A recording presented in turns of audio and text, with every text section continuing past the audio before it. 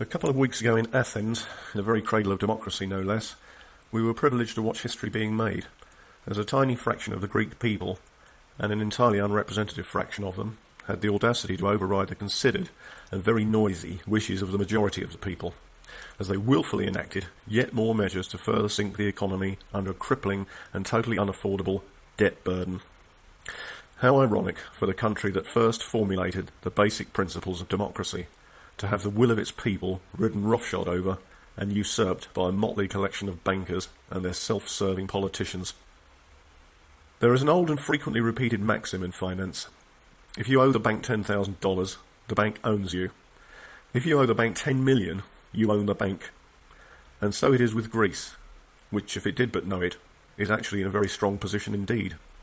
It's simply that the banksters and Eurocrats don't want the country to find out. They would sooner force a country's hand by presenting it with a fait accompli than ever admit to the existence of a perfectly valid, yet much less painful alternative. It takes two to tango, and a political agreement involving rescheduling of Greek debt is only half the solution. It also requires the goodwill and cooperation of the Greek people for its successful implementation. Even if it did succeed, the success would only be temporary, for the levels of debt under discussion here and the interest that must be paid on it are totally unsupportable.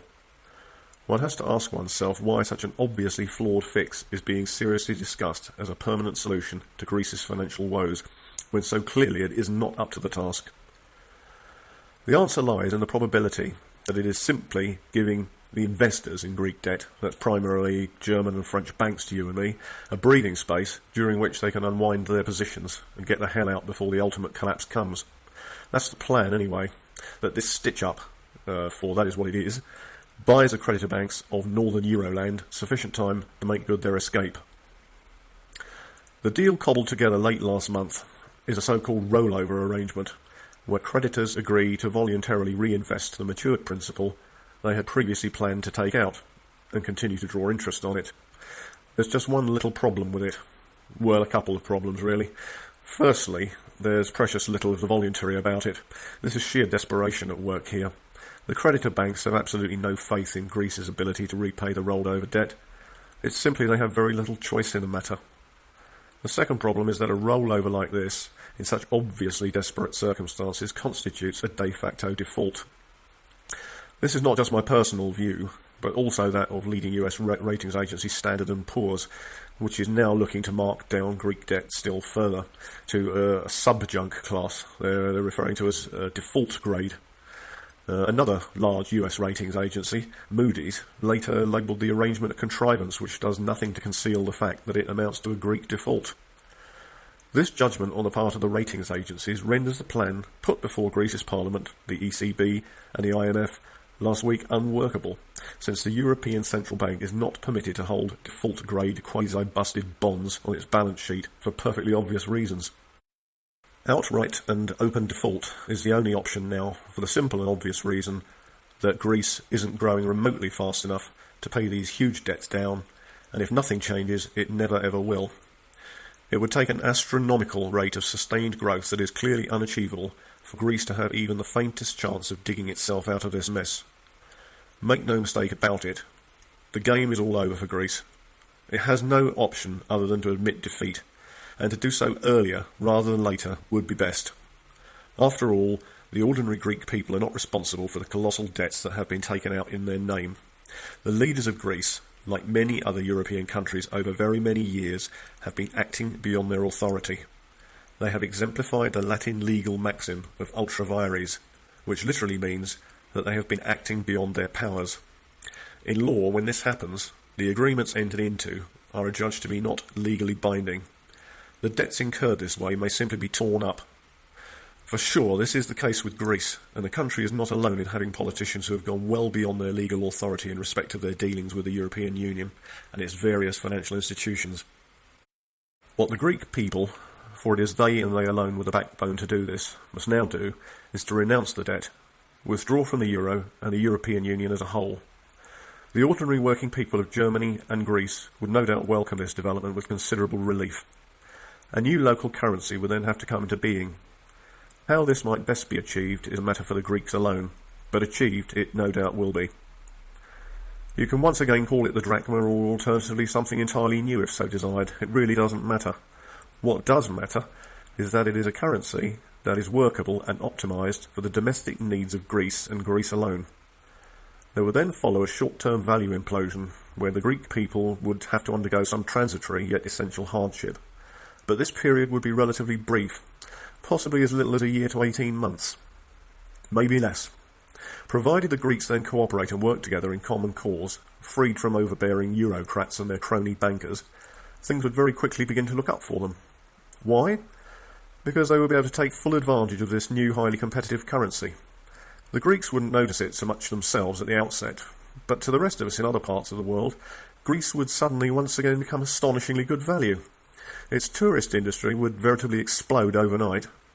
It would draw cold and cash-strapped visitors from northern Europe, and it would claw these visitors away from the sunshine destinations that are still imprisoned within the Eurozone. Spain and Portugal's tourist economies would be hit extremely hard by this huge loss of visitors. This would hurt them in the short term for sure, but would bring the most enormous benefits in due time as these other troubled peripherals see with their own eyes that living in Euroland is a price not worth paying.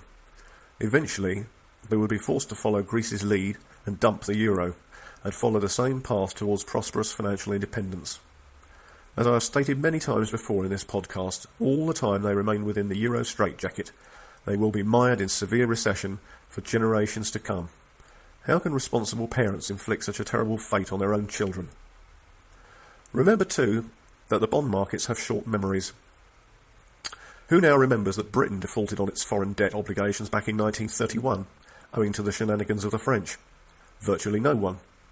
Who remembered this very same default 10 years later at the height of World War II? Again, very few people. Within a very short time, not only was Britain's sovereign debt default forgotten and forgiven, but the pound sterling was once again a reserve currency of the world.